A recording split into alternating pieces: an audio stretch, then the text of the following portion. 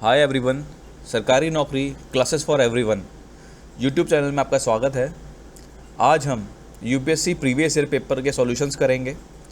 यह paper UPSC CSC में 2022 year में पूछा गया था।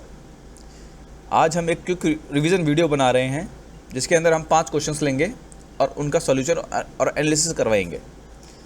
चलो स्टार्ट करते हैं क्वेश्चन नंबर 6 से। With reference to foreign-owned e-commerce firms operating in India, which of the following statements are correct? पहले हमें देखना है कि हमें क्वेश्चंस को एकदम क्लियरली पढ़ना है और ये देखना है कि उसमें करेक्ट पूछा है कि इनकरेक्ट पूछा है। ऐसा तो नहीं है कि उसमें करेक्ट पूछा और हमने इनकरेक्ट लगा दिया और इनकरेक्ट पूछा और करेक्ट लगा दिया। ये थोड़ी सिली मिस्टेक्स को हमें देखना ज़रूरी है। चलो उसका ऑप्शन नंबर 1 पढ़ते हैं। They can sell their own goods in addition to offering their platforms as market place. Example लेते हैं अमेज़ॉन। अमेज़ॉन में क्या है, वो एक मार्केट प्लेस प्लेटफॉर्म भी है और अमेज़ॉन अपने प्लेटफॉर्म के थ्रू अपने गुड्स भी सेल करता है। उसने सेल करने के लिए कंपनीज बना रखी हैं लाइक क्लाउडटेल, जिसके ऊपर कंट्रोवर्सी भी हुई थी कि छोटे रिटेल ओनर्स है, शॉप ओनर्स, उनका सामान नहीं बिकता क्योंकि ये बहुत चीप रेट पे देते हैं और अपनी कंपनी के थ्रू ही डिलीवरी करवा देते हैं। और इसके ऊपर एक कंट्रोवर्सी भी जनरेट हुई थी जिसका नाम था अमेज़ॉन क्लाउडटेल कंट्रोवर्सी। ये they can sell their own goods in addition to offering their platforms as market place. ये ऑप्शन नंबर 1 ठीक है। और ऑप्शन नंबर 2 है the degree to which they can own big sellers on their platform is limited. हाँ, ये option भी ठीक है। अगर अज्यूम करें वो अगर 100% सारे के सारे सेलर्स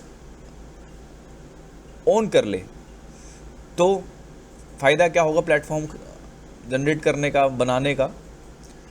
फिर तो वो एक वेबसाइट ही बना देगा अपने नाम से जिस पे सिर्फ वो अपने प्रोडक्ट से सेल कर सकता है। नहीं, तो वो प्लेटफॉर्म नहीं, वेबसाइट बन के रह जाएगा। तो इसीलिए जो प्लेटफॉर्म्स हैं उस पर ये बहुत सारे सेलर लाने पड़ते हैं और जो सेलर्स उसके खुद के हैं वो एक लिमिटेड क्वांटिटी में ही होंगे। ऐसा नहीं है कि बहुत सारे के सेलर्स उसी के हो गए तो फ़ायदा नहीं होगा उसको। तो ऑप्शन नंबर 2 भी ठीक है, is limited. The degree to which they can own big sellers on their platform is limited, ये ठीक है। और इसके साथ में एक इन्फॉर्मेशन भी है, Cloudtail is dead, is it enough to boost Indian sellers. ये एक आर्टिकल था न्यूज़पेपर में, उन्होंने कहा था कि अगर ये जो क्लाउडटेल है, अगर गवर्नमेंट ऑफ इंडिया इसको बैन कर दे तो जो वो बिज़नेस जनरेट कर रहे हैं वो इंडियन शॉपकीपर्स और सेलर्स को बूस्ट दे सकता है। उसके रिगार्डिंग ये आर्टिकल था। चलो आगे चलते हैं क्वेश्चन नंबर 7 पे। क्वेश्चन नंबर 7 क्या लिखता है, which of the following activities constitute real sector in economy. 2 तरह के सेक्टर होते हैं, रियल सेक्टर और नॉमिनल। रियल सेक्टर वो सेक्टर्स होते हैं जो एक्चुअल में कुछ प्रोड्यूस कर रहे हैं। It is like farming, it is like factories जहाँ पे कुछ भी चीज़ बन रही हो। और नॉमिनल सेक्टर्स वो होते हैं जहाँ पे related to finance, like money, bank जो एक इंडस्ट्री को पैसा दे ताकि वो इंडस्ट्री बूम कर सके, लाइक इन्वेस्टमेंट्स। तो ऑप्शन नंबर 1 देखते हैं, farmers harvesting there crops. It means अगर फार्मर के पास राइस है तो राइस प्रोड्यूस कर रहा है तो वो एक रियल सेक्टर हुआ। Textile mills converting raw cotton into fabrics, ये भी एक रियल सेक्टर हुआ क्योंकि ये रॉ कॉटन को फैब्रिक में कन्वर्ट करते हैं क्योंकि कुछ प्रोड्यूस कर रहे हैं। ऐसा ऑप्शन 1 और 2 एकदम ठीक है। ऑप्शन नंबर 3 देखते हैं, a commercial bank lending money to a trading company. Bank को जनरेट नहीं कर रहा है, बैंक सिर्फ पैसा घुमा रहा है। पैसा घुमाने से उसको इंटरेस्ट आ रहा है, उसका पैसा इंक्रीज़ हो रहा है, बट वो कुछ प्रोड्यूस नहीं कर रहा है, सिर्फ पैसा से पैसा घुमाने का वाला काम है। तो ऑप्शन नंबर 3 ये बी ऑप्शन, सी ऑप्शन और डी ऑप्शन में से गलत कर देते हैं। तो ऑप्शन नंबर ए बचता है 1 और 2। चलो क्वेश्चन नंबर नेक्स्ट पे चलते हैं। क्वेश्चन नंबर 8, इसमें आया है which of the following situations best reflects indirect transfers. अभी ये हम जिसका लिटरल मीनिंग देखते हैं, इनडायरेक्ट ट्रांसफ़र, ट्रांसफ़र हुआ पर वो डायरेक्टली फॉर्म में नहीं, वो किसी और सब्स्टिट्यूट की फॉर्म में, लाइक डेरिवेटिव्स, लाइक हमने कुछ एसेट्स खरीद लिए, कुछ शेयर्स खरीद लिए, उसकी फॉर्म में ट्रांसफ़र हुआ। तो ऑप्शंस के ऊपर जाते हैं। An Indian company investing in a foreign enterprise and paying taxes to the foreign country on the profits arising out of investments. Indian company है तो फॉरेन में क्यों देगी? जब वो रजिस्टर इंडिया में हो रखी है तो फॉरेन में टैक्सेस क्यों देगी? ये ऑप्शन गलत है। A foreign company investing in India and paying taxes to the country of its based on the profits arising of its investment. ये ऑप्शन 2 है, ये है profit shifting and base erosion. An Indian company purchases tangible assets in a foreign country and sells such assets after their values increase and transfer the proceeds to India। ये तो option ही उल्टा हो गया।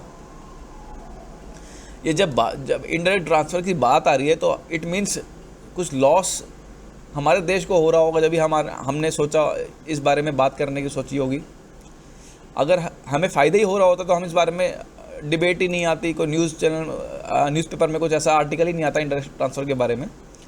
Option number D जाते हैं। A foreign company transfer shares and such shares drive their substantial value from the asset located in India. इसका option एकदम ठीक है। एक फॉरेन कंपनी ने इंडियन कंपनी के शेयर्स खरीद लिए और वो ले गई, और उस शेयर्स के का जो वैल्यू है ना, वो एसेट्स जो लोकेटेड इंडिया में है वहाँ से ड्राइव हो रहा है। तो शेयर्स उसके पास हैं, जो एसेट्स वहाँ से, जो एसेट्स की वैल्यू है जो इंडिया में है वहाँ से वो वैल्यू ले रहा है। तो ये इसका सही ऑप्शन हो गया। अब ये पढ़ लेते हैं। Indirect transfers refer to the situations where when foreign entities own shares और assets in India the shares of such foreign entities are transferred instead of a direct transfer of the underlying assets in India. ये हम यहाँ से decode कर सकते थे indirect. It means हमें जो पैसा गया है वो डायरेक्ट पैसा की फॉर्म में नहीं गया, मनी की फॉर्म में नहीं गया। वो कुछ शेयर्स या कुछ ऐसी डेरिवेटिव लिया है जिसका, या सिक्योरिटीज़ लिया है जिसका फॉरेन का एक कंपनी ने ओन कर लिया है, और उसका जो वैल्यू है वो इंडियन कंपनी में, जो इंडिया में जो एसेट्स हैं वहाँ से निकल रहा है। चलो फिर क्वेश्चन नंबर नेक्स्ट पे चलते हैं। Which of the following expenditure made by an organization और company, which of the following statements are correct? Correct पूछा है। Sorry. Acquiring new technology is capital expenditure. Capital expenditure वो एक्सपेंडिचर होते हैं जहाँ पे कुछ एसेट जनरेट हो रहा हो या बहुत ज़्यादा पैसा लगाया हो एक बार में, लाइक लोन ले लिया हो। एग्जाम्पल लेते हैं, जैसे कि हम कुछ FDI लाते हैं तो वो कैपिटल एक्सपेंडिचर में आता है, और जो उसका मंथली टू मंथली रिटर्न्स आता है वो हमारा रेवेन्यू है। या उसको कोई मशीन का रिपेयर करने के लिए बार बार हमने मेंटेनेंस दिए तो वो एक्सपेंडिचर, रेवेन्यू एक्सपेंडिचर में आ जाएगा। और debt financing is considered capital expenditure while equity financing is considered revenue expenditure. Equity mean share holding, तो ये तो हमारा कैपिटल एक्सपेंडिचर में आएगा, क्योंकि हम कुछ खरीद रहे हैं, बहुत, अगर कुछ खरीदते हैं तो कुछ बहुत ज़्यादा अमाउंट की होती है। जब अमाउंट ज़्यादा होगा इट मीन्स कैपिटल। और डेट फाइनेंसिंग, कोई लोन लिया है हमने बहुत ज़्यादा, तो हमने कोई होम लोन लिया है, कोई हमने फैक्ट्री को परचेज़ करने का लोन लिया है, उसको फाइनेंस करने के लिए, वो भी एक कैपिटल है। तो ऑप्शन नंबर 2 गलत हो जाता है, क्योंकि equity financing is considered as capital expenditure. तो ऑप्शन नंबर 1 एकदम ठीक है। नेक्स्ट पे चलते हैं।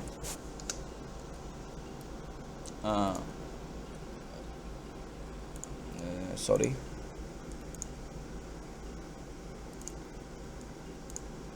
Question number 10। With reference to Indian economy consider the following statements.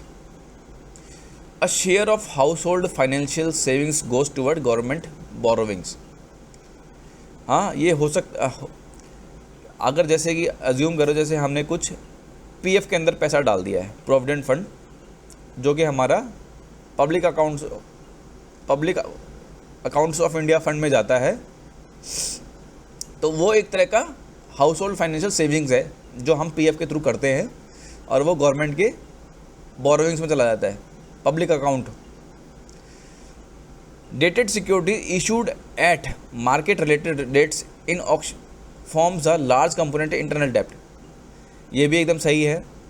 जो हमारा जो डेटेड सिक्योरिटीज़ है और जो हम गवर्नमेंट सिक्योरिटीज़ इशू करती है वो ज़्यादा एक लार्ज कंपोनेंट बनता है इंटरनल डेप्ट का। और एक और चीज़ें बताना चाहूँगा मैं डेप्ट के बारे में। जो हमारा जो डेप्ट है ना, वो इंटरनल डेप्ट ज़्यादा है एक्सटर्नल डेप्ट से। ये हमें याद रखना चाहिए, इंटरनल डेप्ट ज़्यादा है एक्सटर्नल से। Thank you for listening this lecture.